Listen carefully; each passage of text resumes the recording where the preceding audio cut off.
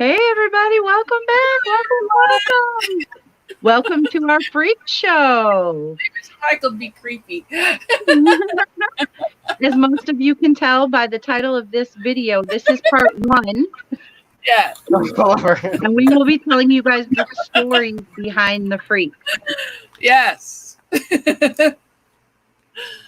So if you don't see your favorite freak today, don't freak out. Bum, bum, bum. There will be more tomorrow. More, yes. Yep. Wrap it up tomorrow. Yeah. Let's see. Yeah, the end, baby. That's here. Woo! All right. Hey, if I'm backstage, can I still see the comments though? Yeah. You should be able to. No, you can't. You can't? Out of this. Oh, I don't know. Try it. Well, no, I was going to put my laptop on so that way I can interact with the comments and I don't have to keep going back and forth. Yeah, you should do that. Give it a try. All right, I'll try it in a second. Okay. And then just leave my laptop backstage. Hey, B! B's in the house. How you doing today, hon? What? I feel weird wearing my glasses right now. Like I'm not trying to read anything, really. I know. I can't read without mine. I mean, when I go sit by the computer. I forget you always do this for when I have to go back. That's for me. We're just going all the way through it. Yep. Okay, so today... We hope you're all doing great. And we would like to remind you guys, crotch shot. But we would like to remind you guys, there's number 1. Remind you guys to go vote for the American Horror Story Asylum Awards. It's such a mouthful. But make sure you guys go vote. Go vote, vote, vote. Because we're closing the polls Thursday? I believe so, yes. Thursday night. So basically Friday morning, there's no more voting. So you have until all Thursday night. Mm-hmm. All right. Vote, vote, vote. We need more than 2 votes on a category, people. And just as a bonus, I want, if anybody hasn't noticed yet, I went ahead and added an extra category. So there is actually 28, not 27 now. So make sure, and I did number it as number 28. So scroll until you see 28. And there is a 28th in there. And that was, who would you like more story on? Yeah. From that season. So go ahead and vote for that one. Let us know. Let's see. Make a certain someone very happy. B said, I haven't voted yet, but I will tonight. What are you waiting for? You had all weekend. Get your butt out there and vote. You're lucky we're nice and we keep our polls open for a week. What are you going to do when it's the real election? My goodness. Oh, really? Goodness. We're not going to get into all that. That freak show. That's a whole nother freak show. That's a completely different. The side show, right? Yep. And there's Debbie. Jenny Reynolds. Debbie, she is on there. I promise you. She was on there. We fixed it. It was too late to go change all the other ones, but I did. I did. Plus, it's a good category. Now that we're out of season 1, it's a good category to start talking about backstory and characters. So, all right. So today we're going to be covering Amazon Eve. We're going to cover Paul, and then we're also going to cover Pepper and Salty today. Our beloved Pepper. Beloved Pepper. So I'm going to start off with Amazon Eve.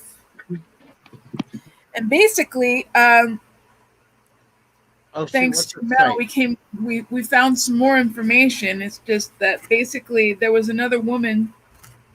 What was her name? Her name was Anna Hanning. Anna. Swan. Sorry, I was muted. I didn't realize you couldn't hear me. Anna Hanning Swan. She was born in 1846. And then by the age of 15, she was already 7'11". Which damn, that's crazy. She met her husband. Her husband's name was Martin Van Buren Bates. She met her husband while they were performing at a circus. And though Bates claimed his wife was only 7'4", she was formerly taller than 8 feet. He was jealous. Yeah. He was jealous. And so they married. Let's see, they married in 1871 and were touted as the giant couple, touring within the W.W. Cole circus. Now we switch over to Amazon Eve, and she's portrayed by Erica Irvin, Who is gorgeous, might I say. She's gorgeous. Gorgeous. She is an actress, and she's also a personal trainer, which I did not know until I read up on that. It doesn't surprise you though, does it? No, doesn't surprise me at all. She is 6'8", and when she originally tried out for the part, she tried out as a man, and she lowered her voice.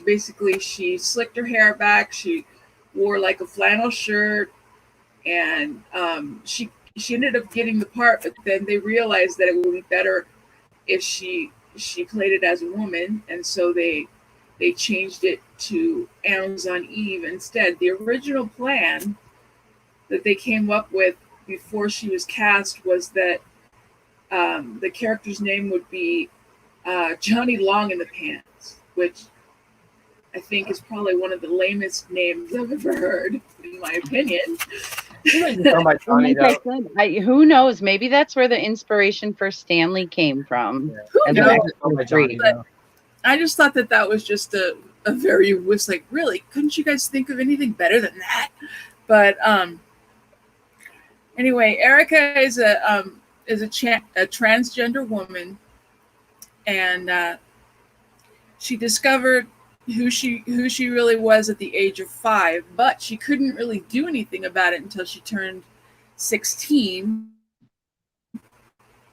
and was basically old enough to make that decision on her own. She grew up with her mother was a nurse, and her mother treated AIDS patients back when they didn't have a name for the disease yet. They hadn't named it. And now, did they know about it? They just hadn't named it? Called it gay cancer. They knew about it, they just hadn't come up with a name for it yet. They called it the gay cancer. Yeah, they called it the right. It's probably what it was. And this was before they came out with like the safety needles that they have now. And her mother was basically pricked while she was administering medication to a patient, contracted AIDS, and died in 1990. And then after that, she came out as transgender, and the rest of her family completely just wrote her off. They threw her out. As they literally threw her out as if she no longer existed, which is, I mean, I can't even fathom that. It's a hard life. I know. I guess I'm spoiled in a way, because I just can't even fathom my parents just throwing me out as if I don't exist. Oops, hold on. Good Lord. I forgot the volume thing. Woo! What on earth was that? The alarm's going off. I did that last time, remember? I muted it, but I forgot to turn the volume down. Yep. So yeah, see if you can pop that one up real quick. All right.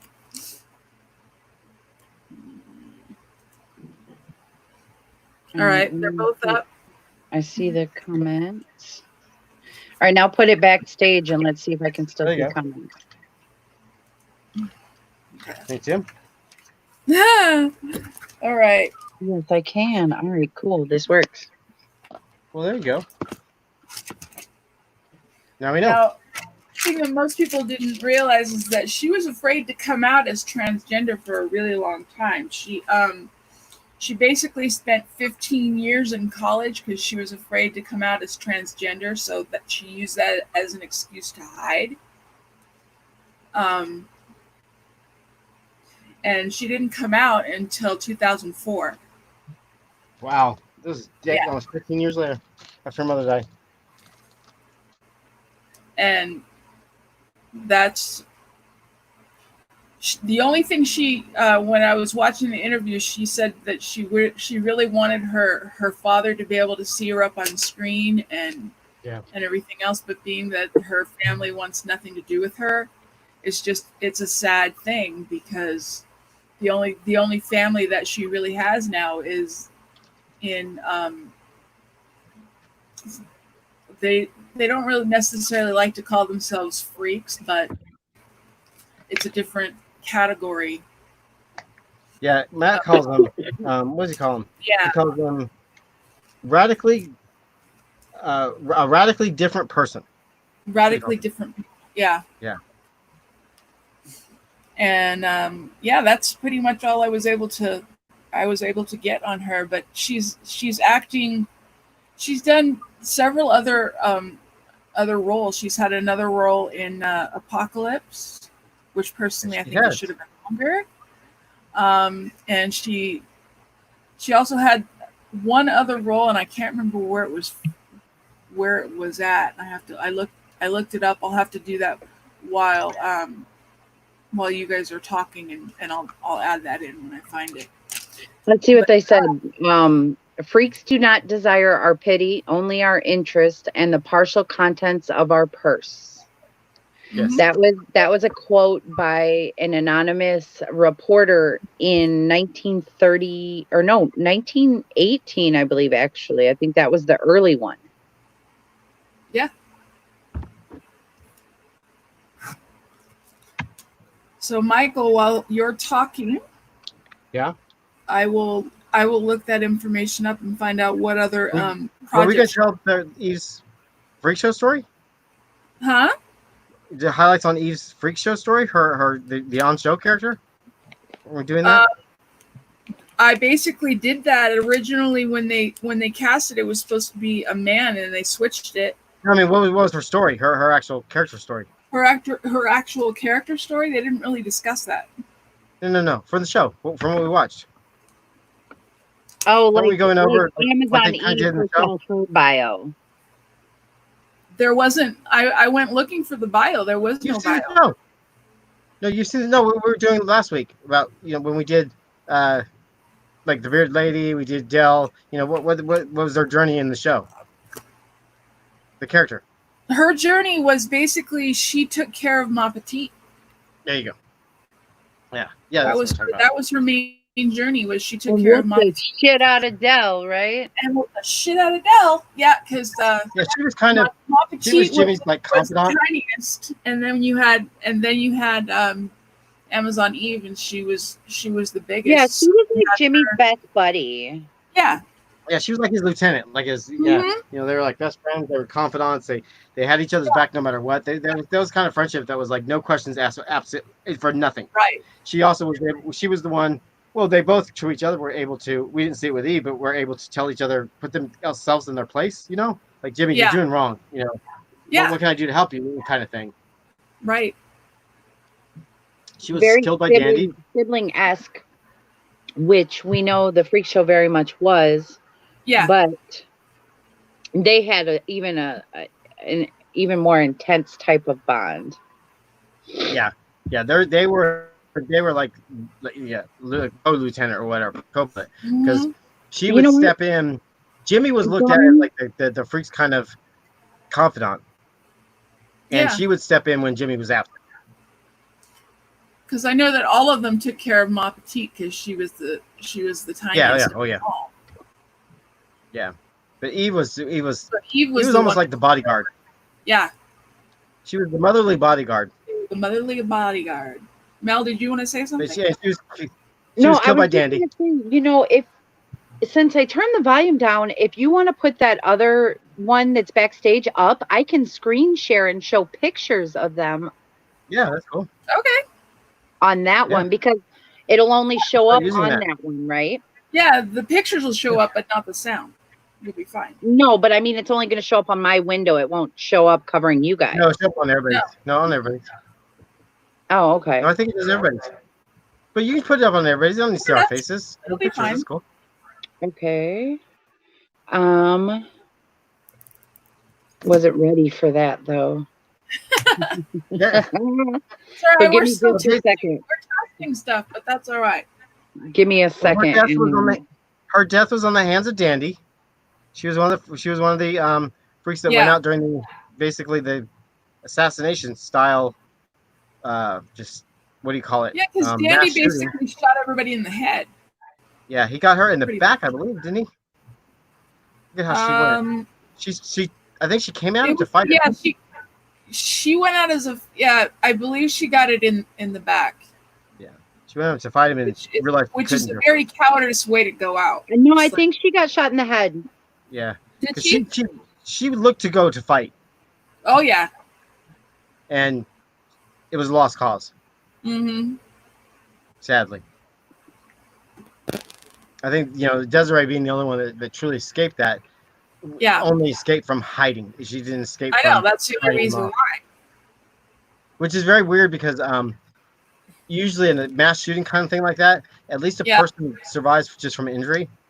Mm-hmm. And he got them all. He got them dead. Horrible. Horrendous. Well, because he basically did that point blank to everyone. Yep.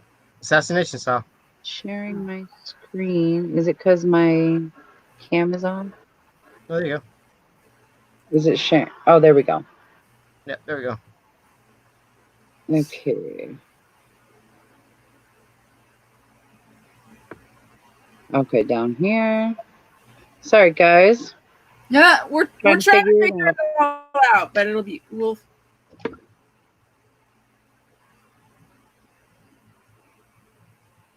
No, you guys, okay, cool. I can see it on my phone, so I see what you guys are seeing. Yeah. Yeah. So let me stop my cam. Does it take that away? I can take it out. No, it doesn't. No, I just want to make sure. Yeah, but she just said a screen share. There we go. We're learning as we go. We're learning as we go. Here we go. All right, cool. Okay, so this here is Amazon Eve, as we know her from Freak Show. Mm-hmm. This is Anna. Yeah. And we are still talking. We're going to go to Paul now. Yeah, we're getting ready to go to Paul. Okay. Unless we have anything else we want to show right now. Paul. There's Paul. There he is. Very, very handsome man. Oh, he reminds me of Joseph Merrick, John Merrick, the Elephant Man. That he is a stunning, charismatic man. Oh God, yes, yes, he is. Absolutely cursed with Matt Fraser in real life is just like the humblest, nicest guy on the planet. Charismatic as all hell. I mean, yes. Probably sit in the room with him. Like you can tell he put a lot of himself into Paul. Yes, he did. He would be just such an inspiration to be around. I mean, I don't think you could be in a foul mood with him, without him perking you up somehow. Thank you, inspiration. Look it up. I had that written down and I lost it, so she wrote it. She looked it up for me. Okay.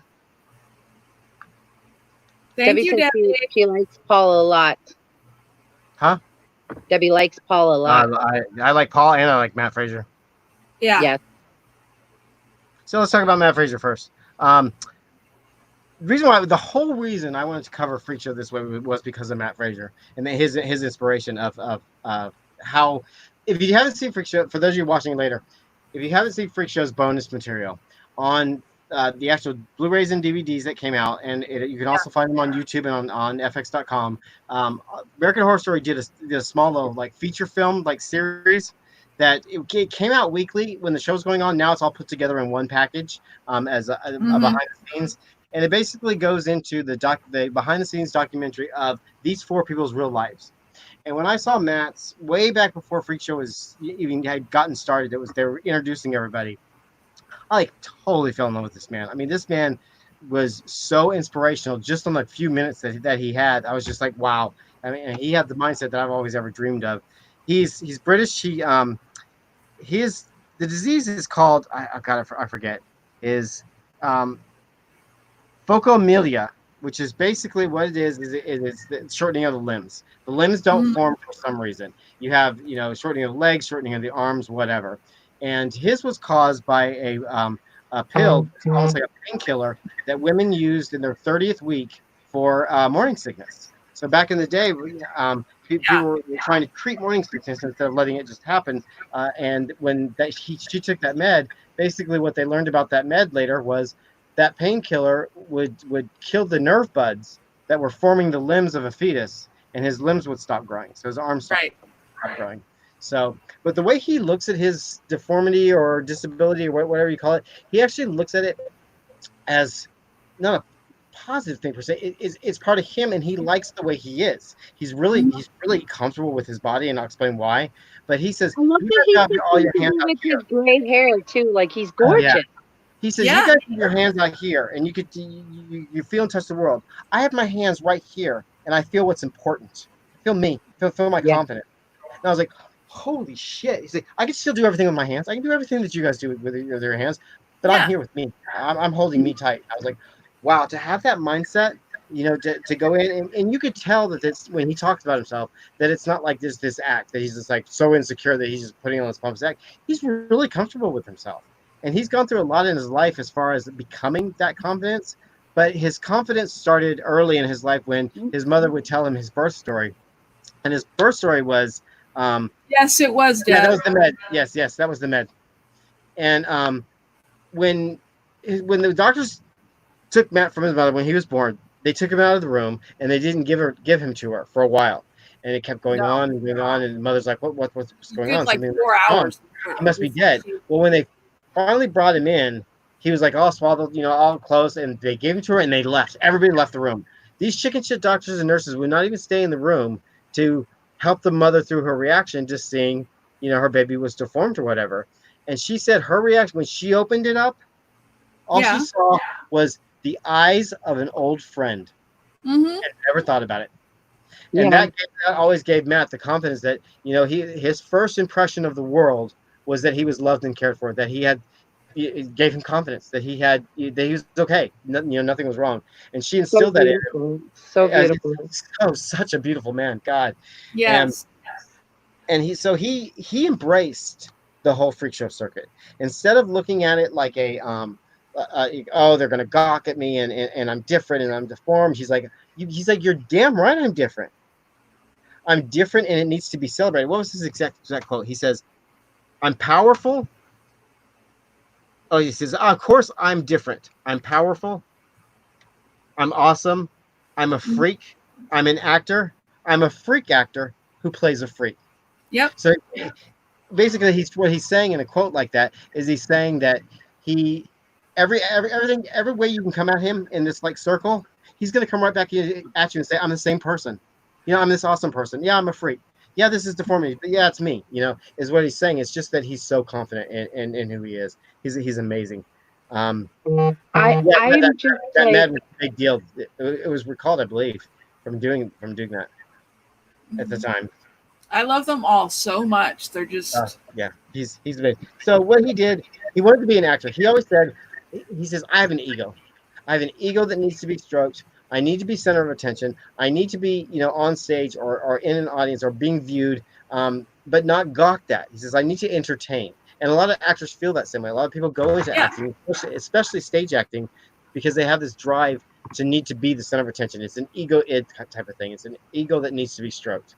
And he recognized that, and he was celebrated for that instead of, shunned for it. And so he got into the freak show circuit as far as that he wanted to know that if that was going to be his calling, that was going to be his avenue of entertainment, he wanted to know that it was done in a respectful manner. And so he joined to see what it was all about. And when he said when he got into his first job at Coney Island, he was like, this wasn't like anybody thought it was going to be. He loved it.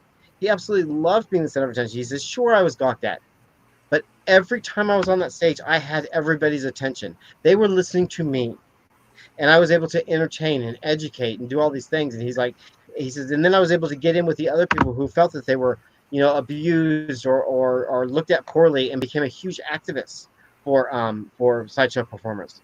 And when he was approached for American Horror Story, one thing that he told Tim Miner was he was not going to do this and not going to support this and would be actively against this.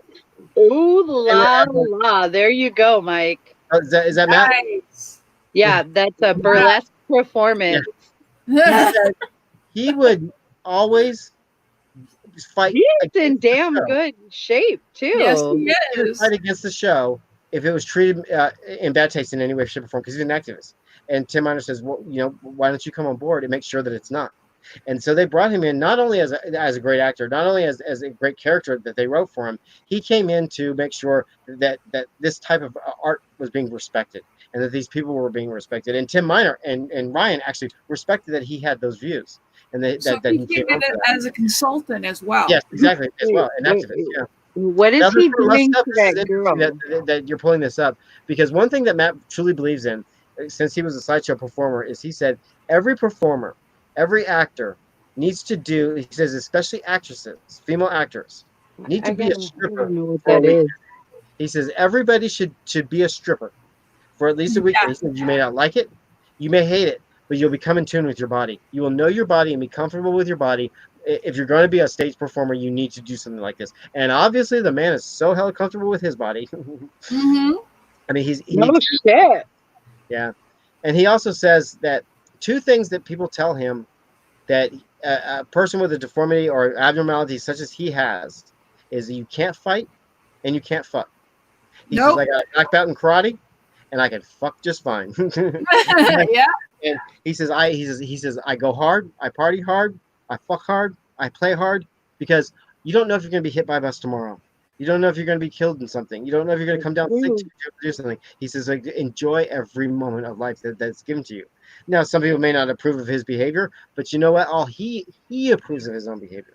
He loves his own lifestyle and his own body. And there's a million people on this planet that doesn't even have 1% of the confidence that this man has with what he has. And that's why I just fell in love with this season. I fell in love with this What man. is he doing to this lady right here? Do you know? Because he looks like he's covered in blood or paint or something.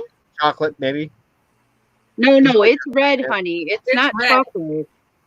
Well, it looks red in the camera. That's what chocolate does. No, this is not chocolate. Well, what's the title of the burlesque show? It could be themed. It could be Halloween themed. I don't know. I just see the picture. I just thought maybe you might know. So no, I don't. I didn't follow it. I mean, he's had a career outside of American Horror Story. He's continued to go on. Yeah. I know he's done a lot of stage performances and burlesque performances, and that's where those have come from. Yeah. But I haven't followed his day-to-day career. Yeah, no. There you go. He's amazing. What's he doing there? Yeah, and so far we've lost 2 of them. We've lost Theaters who don't employ disabled people should be Richard III at Whole Truck. Amazing, because he does one after Freak Show. One of his things he said that he always wanted for his career, for his self gratification, was to be hired in a role, just playing a role. Mm-hmm. That has nothing to do with his abnormalities, and it looks like he's succeeded. It looks like many times. Many times. Because he's done some film and television work too as well. That had nothing to do with that. I mean, that is amazing. He's a great actor. Oh my God, Paul is a great character. Matt is studied. He's trained. He's classically trained. Mm-hmm. So it's like, it just goes to show that you put out what you want back. And if you are faced with adversity, which all of us are, and trust me, I get down and I'm frustrated. I'm going through things in my life that are just almost unbearable at times. When you get inspiration like this from him, and it makes you rethink. Like I said, my idol, the person that I respect the most more than anybody on this planet, is John Merrick, the Elephant Man. And it's for reasons like this. Society told John Merrick that he was an abomination, that he couldn't have a life. And but his soul didn't care. And that's just like Matt. The society's telling him you should be in a sideshow circus or a freak, and he doesn't care. He's like, no, I'm a normal person. I can have fun, do whatever I want to do. Well, this is totally off topic, but my parents were actually told by my doctors when I was born that I should have been institutionalized immediately. Yeah. That I would never amount to anything. I would never be able to sit up by myself or talk or feed myself or anything like that. And then my dad took great pride in the fact that everything that I wasn't supposed to be able to do, he was able to document it and send it to my doctors. Yeah. So the heart and the soul is a powerful He tool. did a musical. It says Exposure, Thalidomide, a musical. Let's talk about his activism. So he did I did hear about this musical. He wrote this musical about the drug, exposing that drug and what it does to people. And he also wrote a book on the character that he's based on a play that he's based on American Horror Story, the Seal Boy. His name is, I forget, Sallow, the Seal Boy or something rather. He wrote a play about him. So he wrote a biography about this guy. So he's really involved in his own self-history. Mm-hmm. Using his art form to express his activism through it. And that's just beautiful to me. It's like you're using what you have to give back. You're a voice for the people who don't have a voice or wouldn't have the platform that you have. And people say that all the time with a lot of different types of groups and types of people. But like, especially for someone with his particular affliction, it's not as big as, say, a minority in television or, just, you know what I mean? Like just a specific group, like let's say like homosexuals in television, whereas obviously not that that's easy, but it's gotten easier. Whereas for people like him, it's still hard because that's a smaller window, a smaller percentage of people that have that are dealing with that. Well, and his affliction is so visually obvious. I mean, with limbs is a hard thing to deal with when people have loss of limbs or nubs or little hands or missing hands, whatever. It's not off-putting. It's in your face. It's very real. And for him to take that as to be such a proud thing, and to use that visually as I'm here with me, holding me, and just you start looking at his arms differently when you hear him talk about it. Like when I watch Freak Show now, I don't really see a lot of that with Paul now. I see him actively using his hands, just like everybody else does. Yeah. So if you haven't seen these documentaries or seen an interview with Matt or seen they're incredible, all of them. Do yourself a favor and spend 2 minutes just listening to him talk, because it's why he's a great actor. That's why he's a great activist, is because he knows how to speak from the heart and speak from the soul. He's incredibly very inspirational. And I bet you he is damn good in bed. I bet you. he exudes it. Yep. Good for him. So his character in the show, what does his character do in the show? He was kind of the lover, the player in the camp. He was the little smooth operator. He was the one that was having the affair with Elsa, making sure that she's sexually taken care of. He was the one, the Rico Suave of the group. But then he is very much like Matt. He has compassion for everybody to where he'll step in front of a bus for somebody before he'll allow anybody for a bus to hit anybody else. And that's what happens around the twins. The twins get, when there's a whole accusation around Elsa's birthday with the twins and why did she do whatever she did with the twins. She said, she brings out the wheel of death, which is the knife throwing things, and says, if you guys don't trust me, then somebody, Paul volunteers for everybody else. He gets up on there, and poor Paul. Poor Paul. When he does, he gets hit by Elsa with a knife.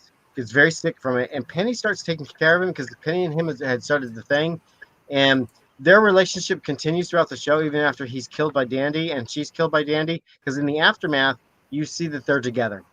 That Penny in the afterlife, they were married. Yeah, they were together in the afterlife. So. Yeah, he's definitely the male hottie of season 4. He sure is. He absolutely is. I wish he would go back to Horror Star. I really do. Or something of Ryan shows. And that's Paul. Matt Fraser. Look him up. And then we have Pepper and Salty. Yes, we do. So Our beloved Pepper. because these two are a little more complicated because they're actually loosely based off of 3 different people. And then we know Pepper's in prior seasons. I'm going to start with Pepper's story. Okay. And then I'm going to tell you Salty's story. And then I'm going to tell you who they're based on. Okay. Okay. It's cool who they're based on. We actually have documentation of because they're in Freaks. All 3 of them are in the movie. All 3 Freaks. of them. Mm-hmm. Okay. So despite her alleged history of infanticide, so basically saying that she murdered an infant, homicide to an infant. Right. She is very innocently playful. She usually wears a flowery type of muumuu, type of long nightgown type of thing. She always wears a girlish bow in her hair. Excuse me. And then she has her misshapen, mostly bald head, which we find out is because of a form of microcephaly, which I will get into momentarily. Let's see. Oh, yes, it does, Katie. You're right. That's the best ending, in my opinion. So Pepper's role as the performer is as sort of a clown act with Salty. They provide amusement throughout innocent dance and play. They basically warm up the crowd. They're like your warm up, your MC, that you would have at a concert or something is what Pepper and Salty would do. And they would draw people in with their innocence and playfulness and, dance with me, play with me. They really were like that in the show. And then the performers really were like that as well. Her extended role is as an attendant to Miss Elsa, providing manicures and delivering messages. During a visit from Edward Mordrake on Halloween, she and Salty are deemed innocent by the ghost demon Faith as she is passed over for collection. They are deemed innocent and pure. Now, Salty then dies. So I will jump to Salty real quick. Salty, like his wife, was also born with microcephaly. He was rescued by Elsa Mars from a boys' home in Cincinnati and quickly formed a bond with fellow Pinhead, as they were called at the time, Pepper, to whom he was unofficially married in a ceremony presided by Elsa. Yeah. Sorry, I was trying to read the comment. I got sidetracked. That's okay. The 2 performed in the show together with a simple dance, just simply dancing around and clowning around. That was it. The 2 gained the attention of Edward Mordrake, like I said, when he visited the freak show looking for his next recruits, and they judged Salty and Pepper pure. In early 1953, Salty died of a cerebrovascular hemorrhage. Cerebral? Isn't that cerebral? Cerebral. I think it's spelled wrong. Cerebrovascular hemorrhage in his sleep, which Elsa claims is not uncommon for those of his ilk. Yeah. A stroke is his nature. People like him with microcephaly. It's like the vessel busted his head. Yeah. Well, they're also known to be not as intelligent, and that's why they don't progress and age past a certain toddler-like stage almost. Because their brains don't fully develop, because their face is formed that of a normal person, but their heads don't fully form like that of a normal person. So then he is then decapitated by Stanley, which we talked about in our villains episode, and he convinced Elsa to allow him to make the funeral arrangements for Salty, so that he did it so that he could steal his head, and he chopped off his head and he displayed it in the American Morbidity Museum. So then we go back to Pepper. Now, upon the death of Salty, she became just horribly despondent and unwilling to perform. She wouldn't do anything. She was heartbroken. She was dead inside. Her other half was gone. Yeah. So Elsa then packed her up and took her back to live with her sister Rita, Rita Gayhart, who we discussed in a villains episode as well. There, she's treated with disdain by her sister and brother-in-law Larry, who we also discussed. She is tasked with serving cocktails to her sister and caring for her disfigured and equally unwanted infant nephew Lucas. Now, I didn't realize that. So that's why he chopped off the baby's ears, because the baby had large ears in comparison to its head. So the baby suffered from microcephaly as well, is what this is alluding to, which would make sense. Would also make sense maybe why the baby cried more and things like that, because of the problem. So that's new information. Yeah, that we didn't really know. Right. And we had talked about the baby this or that, but nobody had ever really thought about the fact or talked about the baby having some deformity or disfigurement. Right. We just figured that it was an unwanted baby because they didn't exactly the baby or anything like that. And that was her nephew Lucas, with his wife's complicity. Larry kills the child and frames Pepper for the crime.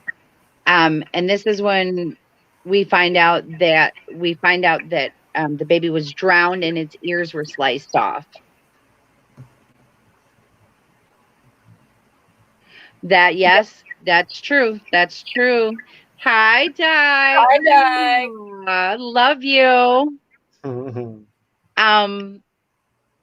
Let's see, where was I? She was convicted of, Pepper was convicted of murder and consigned to the asylum at Briarcliff Manor, where she was admitted by Sister Mary Eunice. And this was years later, obviously. And the nun took her on as a rehabilitation project and entrusted Pepper with custodial duties in the manor's library. Mm-hmm. Pepper spent most of her years at the asylum, a model inmate, only guilty of pestering visitors to play and hoarding food in her cell. On the night of a massive storm, Pepper excuses herself from the movie night to pee and doesn't return. Sister Jude mistakenly assumes that she is a casualty of the failed escape of Lana, Grace, and Kit. In reality, she was abducted by extraterrestrials who performed genetic alterations that upgraded her subnormal intelligence to genius level. She is returned to the asylum to act as a guardian to pregnant and resurrected fellow abductee Grace. She tried to carry out this charge bravely against Oliver Thredson, but the effort was futile as he had her taken away by orderlies. Pepper died of pulmonary fibrosis in 1966, but lived on in the diluted mind of a defrocked and committed Sister Jude.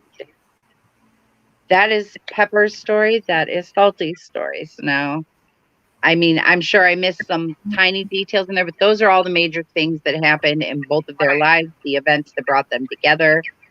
So now what I want to talk about with you guys. Oh, I was going to share it, but I don't think I can. So right tragic. Now. Oh, God. So Pepper and Salty were loosely based, like I said, off of 3 people. Now, all 3 of these individuals suffered from microcephaly, a neurodevelopmental disorder defined by a small cranium more than 2 standard deviations below the mean for age and gender. So they have sizes. And if you don't fit into one size or you go down too small, too many, you have a problem. This is, obviously they do things a lot differently now than they did then. But I'm sure there's still some kind of standard with general head size. So that would still be done and used the same. Now, like I said, Pepper and Salty were rarely seen apart. They're innocent. We know that they're playful. Now, in real life, we had Pip and Flip, the twins of the Yucatan. They were professionals. They were sisters, Jenny Lee and Elvira Snow, and they were performers in the legendary Coney Island Freak Show in the early 1900s. Yep. Mm-hmm. They starred with similarly small-headed Schlitzie in Freaks. That's the famous one. Which I will give you some more story on Schlitzie Let's see in just a moment. They were intellectually delayed and charmed crowds with their toddler-like mentalities and joyful frolicking. At their showbiz peak during the Depression, the girls pulled in as much as $75 a week. That's during the Depression. That's a lot. That's huge. So I know it doesn't sound like it at all to us right now. Not to a teenager, that ain't shit either. Yes, Debbie, I've seen the original Freaks 1932. We were going to do a watch along. I own it. Yeah, we want to do a watch along soon. That might be at the end. Maybe we'll try to figure something out now that we have the screen share and everything. Maybe at the end of our stream, or end of our series of Freaks, our parts. So yeah, we had and Pip and Flip, and like I said, they were also in the movie, the 1932 movie Freaks.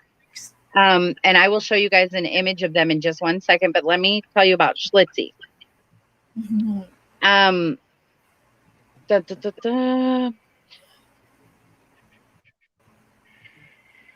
it very much does lead to, like I said, a diminished mental capacity, because their brain is not fully allowed to grow with the size of their head being as small as it is. So that brain can't fully develop. And that's why they stay toddler-like. Now, Schlitzie was born in 1890, and he went under the stage name Schlitzie. His real name was Simon Metz. And he was presented as a pinhead in the Freak Show. That's what they were called, pinheads, because obviously the shape of their head. His success in the circus sideshows, just the same as Pip and Flip. You know, he did a lot of touring, a lot of freak shows. Like, there's just almost too many to name. There was so many that he traveled with and worked with, and sideshows that he did. And then he obviously got the coveted role in Freaks, the 1932 film Freaks. So we had all three, Pip, Flip, and Schlitzie. And those were all obviously all stage names, but they were the three that were in Freaks. And now they were the three that loosely based Pepper and Salty. Ed Crumb. Huh? Who what? No. Who's Ed Crumb? Explain to Michael about that one, Mel. Hold on. Wrong article. I can't find the other article right now. Hold on. Oh, fun fact, there's a comic book person called Zippy the Pinhead. I knew that. Oh, Ed Crumb is Zippy the Pinhead? Oh, okay. I've heard of Zippy. I didn't hear about Ed Crumb.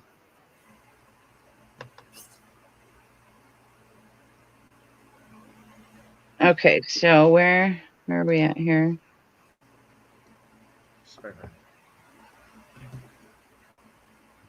Oh, I got to let my computer come back into the back page. It said something went wrong. It's probably because I left it for too long.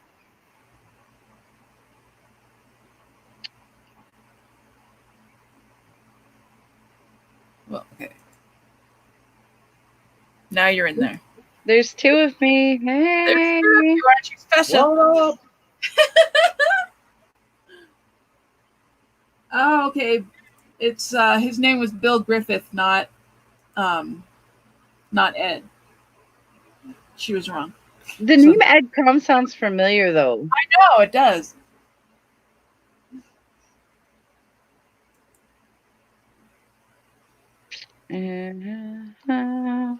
Share Share screen. There we go. So let's take this one out and put this one in. There we go. Okay. Getting it figured out.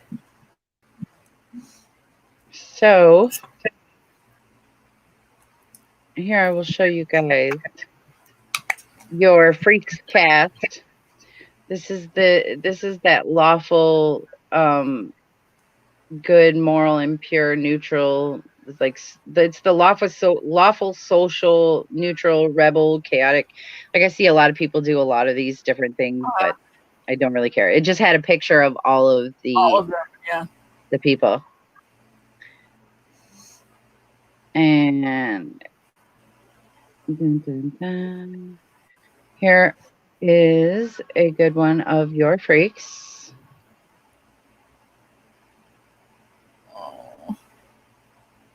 And we will get to some more of these, obviously, tomorrow, with what we're talking about. But here is a picture of the original cast of 1932 Freaks. This isn't everyone that's in the movie, but this is just a portion of them. But here, I'll show you guys right here. Right here, we have Pip and Flip.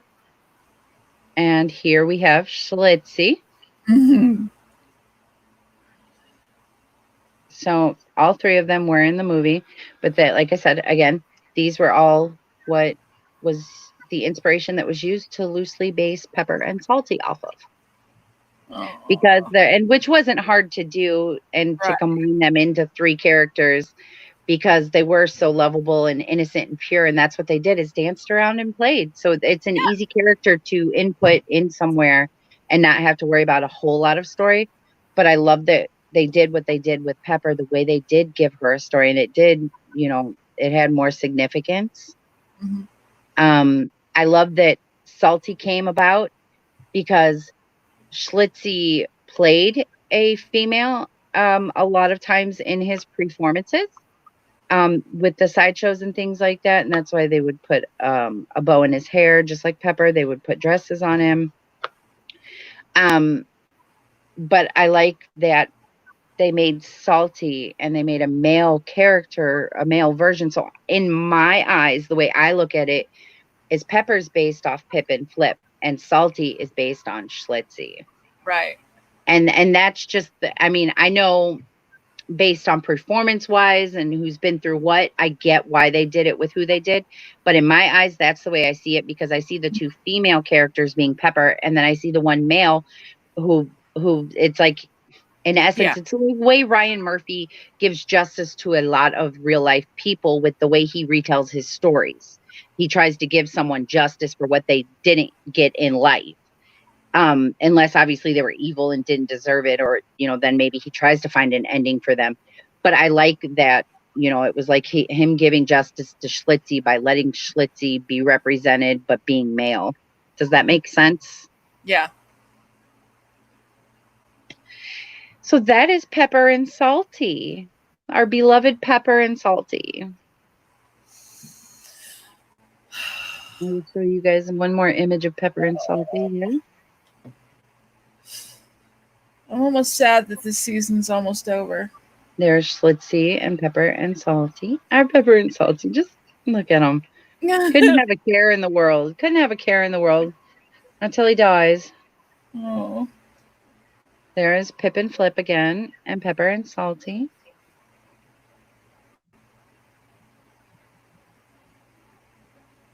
And it's so sad that they were twins, and just sisters. Are you talking about Pip and Flip? Yes, the way they were marketed, and just, I don't know.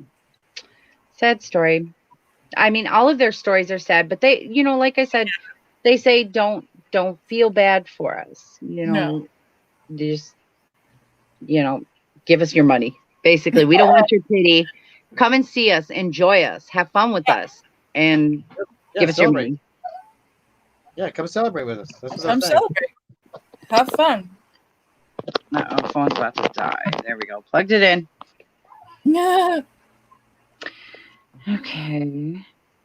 So I guess just to and then to remind everybody, go and vote for the AHS Awards. Go and vote. We need more than two votes. Look for this image for a video if you want to watch the video of the nominations rather than read through them all yourself. And then go onto our Facebook group, which is Late Night Chaos. You will answer like 3 questions about your favorite AHS stuff, and then you'll be in the group, and then you can vote. You can go through, and starting tomorrow, I'm going to put them all into a tab. And then you guys can go ahead and, well, maybe tomorrow. Don't quote me on that. Yeah. Soon they'll be in a tab, and then you guys can just click on the tab to go through them and vote. It's just a matter of me being able to get to it and get it done. So when I get that done, that'll make it a little easier for you rather than scrolling through the wall. But please, you guys, go vote. There is 28 categories in all.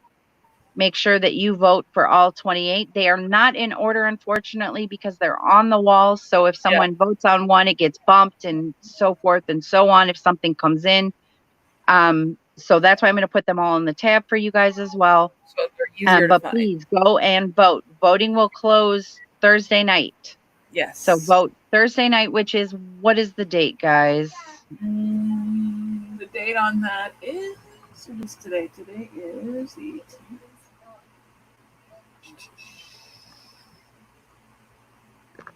That would be the 21st.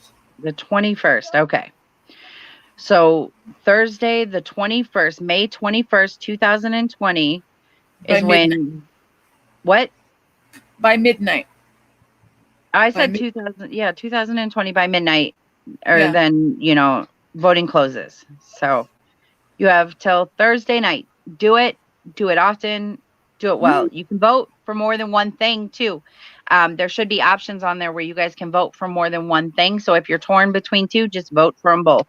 We'll see who comes out on top. And that's all I have to say about the awards. But otherwise, does anybody have anything they want to add about any of the freaks? Come look at the freaks. Yes, Debbie, it's the day before your birthday. We will be celebrating Debbie's birthday. That will be Wednesday. So wait, we're doing the awards on Wednesday? Your birthday's then Friday. Yeah, her birthday's on Friday. When are we doing the awards? Did we say yet? Not yet. Not yet, but we will. We'll announce that when we close voting. Cool. Oh, tomorrow. Tomorrow is your birthday. Is our birthday. Oh, it's yours and Alicia's birthday. That's right. Yeah, hers and Alicia's. Wednesday we'll start something special and announce what we're going to do for hotel. Yep. I guess, right? So thank you guys all for being here. We're so glad you guys came and stopped by. We're so glad we could sit down and chat with you. We're glad we could inform you. If you guys learned a little something from us, we've done our job. If you guys were entertained, we've definitely done our job.